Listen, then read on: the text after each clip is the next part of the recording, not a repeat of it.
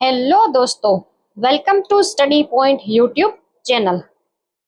તો આપણે સિલેબસની સિરીઝ વિશે વાત કરી રહ્યા હતા. જીપીએસસીના પ્રિલિમ્સ તથા મેન્સના સિલેબસ વિશે વાત કરી રહ્યા હતા. તો welcome to my study point channel. તો આ જે સિલેબસની સિરીઝને હવે આગળ વધારતા આપણે જોઈએ, આના પહેલાના લેક્ચરમાં આપણે ઇતિહાસ વિશે, ભૂગોળ વિશે તથા બંધારણ વિશેની વાત કરી ગયા હતા. હવે આ જે લેક્ચર છે એની અંદર આપણે જોશું ઇકોનોમી વિશે. તો અર્થશાસ્ત્ર વિશે કઈ કઈ જે વસ્તુ છે એ આપણા પ્રિલિમ્સ તથા મેન્સના સિલેબસની અંદર સમાવેશ કરવામાં આવ્યો છે. તો આજે સિરીઝ શરૂ કરતા પહેલા આપણે જોઈએ એક નાનકડા એવા મોટિવેશન કોટેશન. મનમાં જીતવાની આશા હોવી જોઈએ. નસીબ બદલાય કે ન બદલાય, પણ સમય ચોક્કસ બદલાય છે. તો હંમેશા મહેનત કરતું રહેવું જોઈએ. નસીબના ભરોસે બેસી રહીએ અને મહેનત ન કરીએ તો એ વસ્તુ છે એ યોગ્ય ન કહી શકાય. તો આપણે સતત મહેનત કરતા રહેવું જોઈએ અને આપણા ઉપર પણ ભરોસો રાખીને મહેનત કરવી જોઈએ કે એક દિવસ તો જરૂર એવો આવશે કે આપણે આ જે ગોલ છે એને પ્રાપ્ત કરી શકીશું. તો આવા પોઝિટિવ માઇન્ડસેટ સાથે હવે આપણે આપણા લેક્ચરની શરૂઆત કરીએ. સૌથી પહેલા જોઈએ ભારત અને ગુજરાતનું અર્થતંત્ર. તો આ જે છે એ પ્રિલિમ્સનો સિલેબસ છે. એના અંદર કયા કયા પોઈન્ટ આપવામાં આવેલા છે? તો પહેલું છે અર્થશાસ્ત્રના મૂળભૂત ખ્યાલ અને વિભાવનાઓ. તો આપણે સૌથી પહેલા શરૂ કરીએ કે ઇકોનોમિક્સ અને ઇકોનોમી આ બંને વચ્ચે શું તફાવત છે. તો ઇકોનોમિક્સને આપણે અર્થશાસ્ત્ર કહીએ અને ઇકોનોમીને આપણે અર્થતંત્ર કહીએ. તો ઇકોનોમિક્સની અંદર એની થિયરી આવે, જેમ કે માઇક્રો, મેક્રો, તો નાના પાયા ઉપર અને મોટા લેવલ ઉપર. તો બંને વસ્તુનો સમાવેશ કરવામાં આવે. તો માઇક્રોની અંદર ઇન્ડિવિજ્યુઅલ હોય અને બાકી ઓવરઓલ મેક્રોની અંદર જોઈએ તો ઓવરઓલ જીડીપી, નેશનલ ઇન્કમ અને આ બધી વસ્તુ છે એ એની અંદર સમાવેશ કરવામાં આવતો હોય. અને ઇકોનોમીની અંદર જોઈએ રિયલ વર્લ્ડ પ્રેક્ટિસ છે. જેમ આપણે અર્થશાસ્ત્ર ભણી ગયા, તો હવે એનું પ્રેક્ટિકલ આપણે કઈ જગ્યાએ આપણે કરી શકીએ તો એના વિશેની વાત. જેમ કે એની અંદર ઇન્ફ્લેશન છે, એમ્પ્લોયમેન્ટ છે અને એના બેસિક કન્સેપ્ટ છે, તો એના વિશેની વાત. તો આ પોઈન્ટની અંદર એવું કહેવામાં આવે છે. હવે બીજો પોઈન્ટ છે સ્વતંત્રતાના પૂર્વે ભારતીય અર્થતંત્ર, ભારતમાં આયોજનની કામગીરી, મોડલ અને સમયાંતરે તેમાં આવેલા ફેરફારો અને નવા આર્થિક સુધારાઓ અને નીતિ આયોગ વિશેની ચર્ચા. તો આપણે જોઈએ કે પ્લાનિંગ કમિશન છે એ સૌથી પહેલા 1950 ની અંદર લાવવામાં આવ્યું હતું. તેના અધ્યક્ષ હતા જવાહરલાલ નહેરુ અને ઉપાધ્યક્ષ હતા ગુલઝારીલાલ નંદા. તો આપણે જોઈએ કે 5 યર પ્લાન છે એ પણ લઈ આવવામાં આવ્યો હતો. તો 1951 થી લઈ અને 2017 સુધીનો જે છે આ પ્લાન હતો. પણ જે 12મો પ્લાન છે એને ડિસકન્ટિન્યુ કરી અને હવે નીતિ આયોગની રચના કરવામાં આવી, જે 2015 થી જે છે એ કાર્યરત છે. તો નીતિ આયોગ વિશેની પણ માહિતી છે એ આની અંદર આપવામાં આવેલી છે. અને કયા કયા મોડલ ફોલો કરવામાં આવે છે અને કઈ કઈ કામગીરી કરવામાં આવે છે અને સમયાંતરે એની અંદર કેવા કેવા ફેરફારો કરવામાં આવે છે, તો એના વિશેની વાત. આ ઉપરાંત જોઈએ આપણું જે કૃષિ ક્ષેત્ર છે, મુખ્ય પાકો છે, પાકની તરે છે, સિંચાઈ વગેરે, સંસ્થાકીય માળખું છે, ભારતમાં જમીન સુધારણાઓ છે, કૃષિમાં ટેકનોલોજીકલ પરિવર્તનો છે, કૃષિ નિપજક છે અને ઉત્પાદનની ભાવ નીતિ છે. તો જોઈએ કે કયા કયા ઇરિગેશન ફેસિલિટી છે, કયા કયા મુખ્ય પાકો છે. જેની અંદર જોઈએ મુખ્ય પાકની અંદર ચોખા આવે અને એની ક્રોપિંગ પેટર્ન છે એ કેવી છે અને સિંચાઈની જે સુવિધાઓ છે અલગ અલગ રાજ્યની અંદર અલગ અલગ સુવિધાઓ છે એ આપવામાં આવેલી છે. આ ઉપરાંત જોઈએ લેન્ડ રિફોર્મ. તો 1950 અને 1970ના દશકા દરમિયાન જે છે એ લેન્ડ રિફોર્મ લઈ આવવામાં આવ્યા હતા. અને આ ઉપરાંત જોઈએ તો કૃષિની અંદર ટેકનોલોજીકલ પરિવર્તન કેવા કરવામાં આવ્યા, જેમ કે આપણે જોતા હોય ન્યૂઝપેપરની અંદર ડ્રોન દીદી છે. તો આ જે છે ડ્રોનનો ઉપયોગ જે છે એગ્રીકલ્ચરની અંદર કરવામાં આવ્યો, તો ટેકનોલોજીનો ઉપયોગ થઈ ગયો. આ ઉપરાંત જોઈએ એઆઈ ટૂલ છે, ઇન્ટરનેટ ઓફ થિંગ્સ છે. તો એગ્રીકલ્ચરને આગળ વધારવા માટે કયા કયા સાધનો છે એ લઈ આવવામાં આવે છે, પણ એ ટેકનોલોજીકલ મેનરની અંદર. પછી જોઈએ પ્રાઇસિંગ ઓફ એગ્રીકલ્ચર ઇનપુટ અને આઉટપુટ, જેની અંદર આપણે જોઈએ ફર્ટિલાઇઝર, ઇલેક્ટ્રિસિટી, સીડ અને આ ઉપરાંત આપણે જોઈએ આ જે પાકો છે એના ઉપર સરકાર જે છે એ લઘુત્તમ ટેકાના ભાવ રૂપે, એમએસપી સ્વરૂપે જે પાક છે એના જે ભાવ છે એ નક્કી કરતી હોય, ફિક્સ કરતી હોય, તો એના વિશેની વાત. મિનિમમ સપોર્ટ પ્રાઇસની અંદર, તો એના વિશેની વાત. આ ઉપરાંત જોઈએ કે ભાઈ આપણી જે ખાદ્ય સુરક્ષા કેવી છે, જાહેર વિતરણની વ્યવસ્થા કેવી છે, ગ્રીન રિવોલ્યુશન, ટકાઉ ખેતી અને જૈવિક ખેતી વિશેની વાત. તો હા, આમાં જોઈએ તો ખાદ્ય સુરક્ષાની અંદર આપણે જોઈએ પબ્લિક ડિસ્ટ્રીબ્યુશન સિસ્ટમની અંદર જે લોકોને સસ્તા અનાજના દરે જે અનાજ પ્રોવાઈડ કરવામાં આવે છે, તો એના વિશેની વાત. અને હરિત ક્રાંતિ જે છે, ગ્રીન રેવોલ્યુશન, તો એ આપણા દેશની અંદર 1960ના અરાઉન્ડ જે છે એ શરૂ કરવામાં આવેલી હતી. અને એના આપણે જોઈએ MS સ્વામીનાથન છે અને વર્લ્ડ લેવલ પર જોઈએ તો નોર્મલ બોરલોગ છે, તો એને શરૂઆત કરવામાં આવી હતી એના દ્વારા. અને આ ઉપરાંત છે તો નેચરલ ફાર્મિંગ તો આજકાલ ઘણી બધી જગ્યાએ સાંભળવા મળતું હોય છે. તો નેચરલ ફાર્મિંગ જેમ કે આપણા ડાંગ જોઈએ, ગુજરાતની અંદર ડાંગ જિલ્લો છે, તો એ નેચરલ ફાર્મિંગ 100% કરી રહ્યો છે. તો એ પણ એક ધ્યાનમાં રાખવું જરૂરી છે.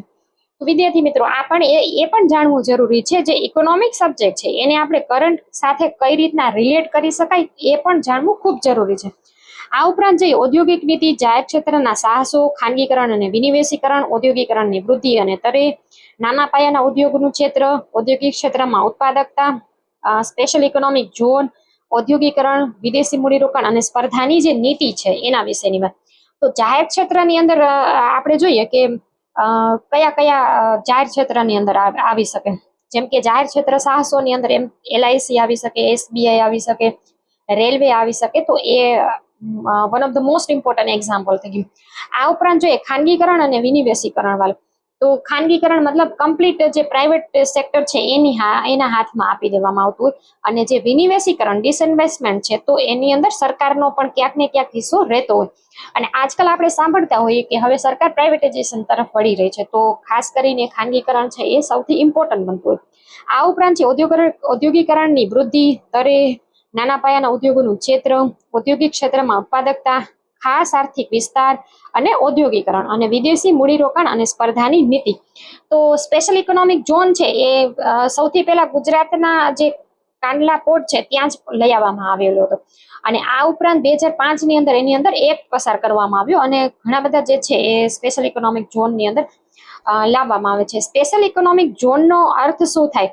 તો કે જે પણ સ્ટેટ છે, જેમ કે ગુજરાત છે ફોર એક્ઝામ્પલ, ગુજરાતની અંદર એવું એન્વાયરમેન્ટ પ્રોવાઈડ કરવામાં આવે કે ત્યાં જે બિઝનેસ છે, જે ફોરેન કંપની છે એ ત્યાં બિઝનેસ કરી શકે અને એને એવું વાતાવરણ પ્રોવાઈડ કરી શકે, તો એ છે એના કંપનીનો ગ્રોથ પણ કરી શકે અને આગળ વધી શકે. તો એને આપણે કહી શકીએ સ્પેશિયલ ઇકોનોમિક ઝોન.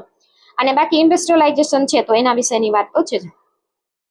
હવે આપણે 5th પોઈન્ટ જોઈએ.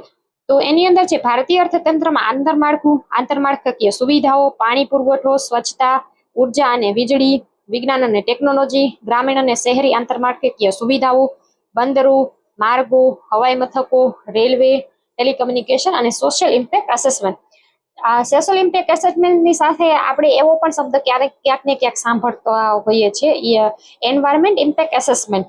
તો એ છે એન્વાયરમેન્ટ ઉપર કઈ અસર થઈ શકે, અને આ છે સામાજિક ઇમ્પેક્ટ કઈ રીતના થઈ શકે, તો એનું અસેસમેન્ટ કરવામાં આવતું. જેમ કે આપણે સેન્સસ જોઈ તો એના અમુક ડેટા છે એ આવતા હોય, સરકાર દ્વારા બહાર પાડવામાં આવતા હોય, તો એના દ્વારા અસેસમેન્ટ કરવામાં આવતું હોય. આ પછી જોઈએ બંદરો છે, તો મુખ્ય 13 બંદરો છે, મેજર 13 પોર્ટ છે, અને બાકી જે 200 થી વધારે છે એ નાના નાના બંદરો છે. તો એમાં આપણું ગુજરાતનું કંડલા બંદર પણ આવી જાય. બાકી માર્ગો છે, જેમ કે 44 નેશનલ હાઈવે છે એ સૌથી મોટો છે, તે જમ્મુ કાશ્મીર થી લઈને તમિલનાડુ સુધી, કન્યાકુમારી સુધી છે.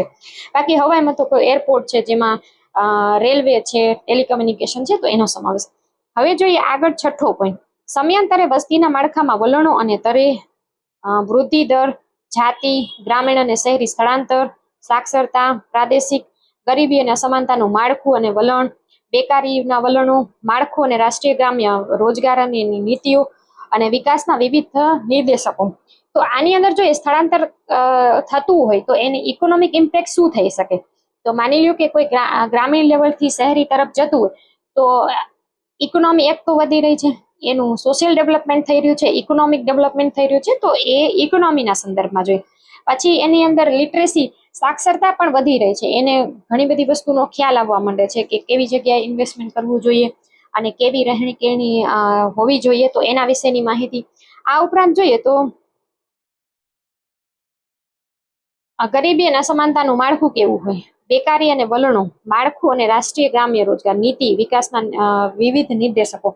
તો જોઈએ કે બેકારી અનએમ્પ્લોયમેન્ટ દર આપણા દેશની અંદર સૌથી વધારે જોવામાં આવતો હોય, તો એના વિશેની વાત. આ ઉપરાંત હવે 7મો પોઈન્ટ જોઈએ, જાહેર વિત્ત વ્યવસ્થા, ભારતીય કર પદ્ધતિ, જાહેર ખર્ચ, જાહેર દેવું, ભારતીય અર્થતંત્રમાં ખાધ સહાય, કેન્દ્ર અને રાજ્યના નાણાકીય સંબંધો, તાજેતરમાં રાજકોષીય અને નાણાકીય નીતિઓ અને તેની અસરો, અને વસ્તુ અને સેવા કર વિશેની વાત.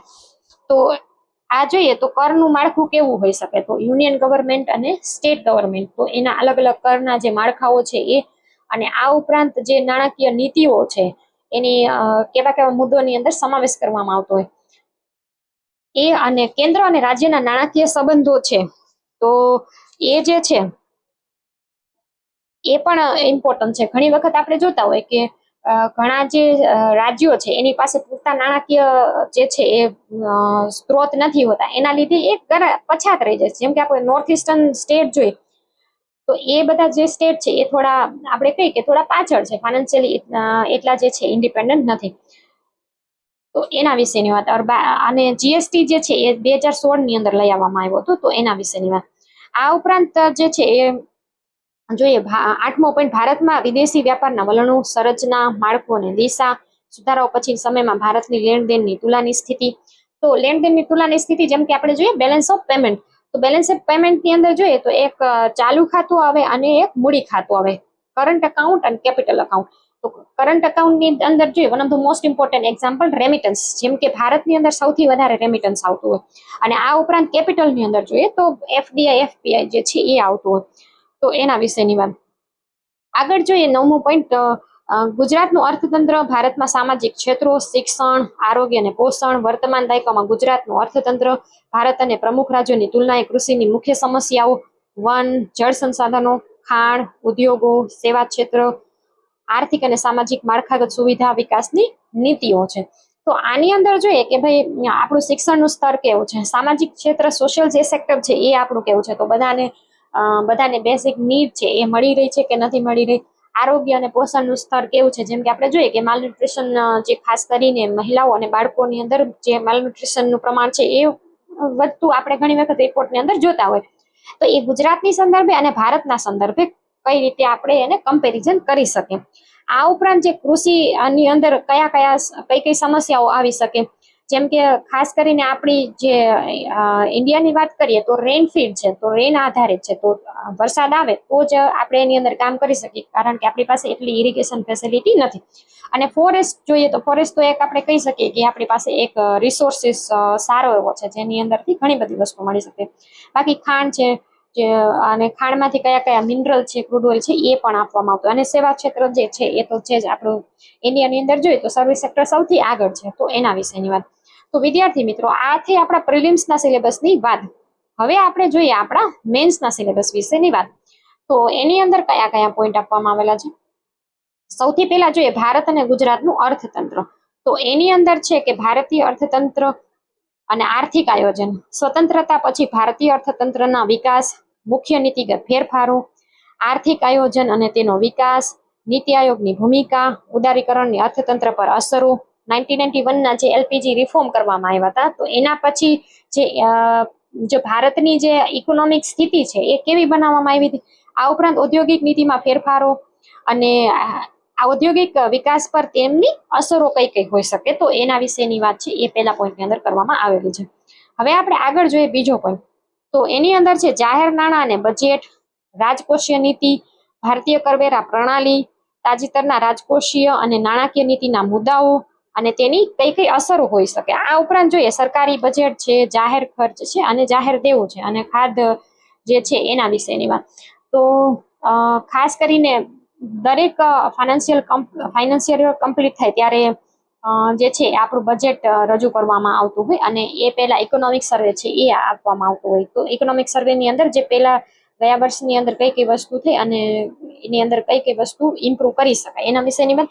અને બજેટની અંદર અલગ અલગ મિનિસ્ટ્રીને અલોકેશન કરવામાં આવતા હોય, નાણાકીય જે સ્ત્રોતો છે એ આપવામાં આવતો હોય. તો એ ઇન્ડિયા લેવલે પણ હોય અને ગુજરાત પણ એનું બજેટ રજૂ કરતું હોય. તો અલગ અલગ રાજ્યો છે એ પણ એના બજેટ છે એ રજૂ કરતા હોય, અને સરકારનો કયો કયો ખર્ચ છે અને ક્યાં ક્યાં એને ઇન્વેસ્ટમેન્ટ કર્યું છે, તો એના વિશેની વાત છે એ આ બીજા પોઈન્ટની અંદર કરવામાં આવેલી છે. આ ઉપરાંત જોઈએ સમાવેશી વિકાસ અને સંકળાયેલા મુદ્દાઓ અને એના પડકારો. સમાવેશીનો મતલબ શું થાય, તો દરેક વ્યક્તિનો વિકાસ થવો જોઈએ, કારણ કે એક વ્યક્તિ વિકાસ કરે અને બીજા વ્યક્તિ સાવ ગરીબ રહે એવું આપણું અર્થતંત્ર ન હોવું જોઈએ. તો એને સારું બનાવવા માટે દરેકને પોલિસીની અંદર સમાવેશ કરવામાં આવવો જોઈએ. જેમ કે યોજના બહાર પાડતા હોય તો એની અંદર ઇન્ક્લુઝિવ રીતે છે એ બધાને સમાવેશ કરવામાં આવતો હોય, તો એના વિશેની વાત. આ ઉપરાંત ફોર્થ પોઈન્ટ જોઈએ, માળખાગત સુવિધાઓ, આર્થિક વિકાસમાં માળખાગત સુવિધાઓની ભૂમિકા, ઉર્જા, બંદરો, રસ્તાઓ, એરપોર્ટ, રેલવે વગેરે.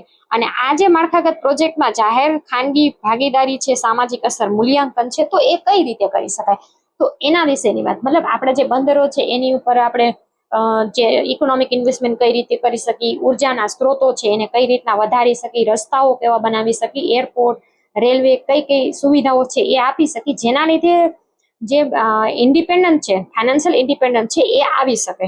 એ પછી સ્ટેટ હોય કે યુનિયન ગવર્મેન્ટ હોય.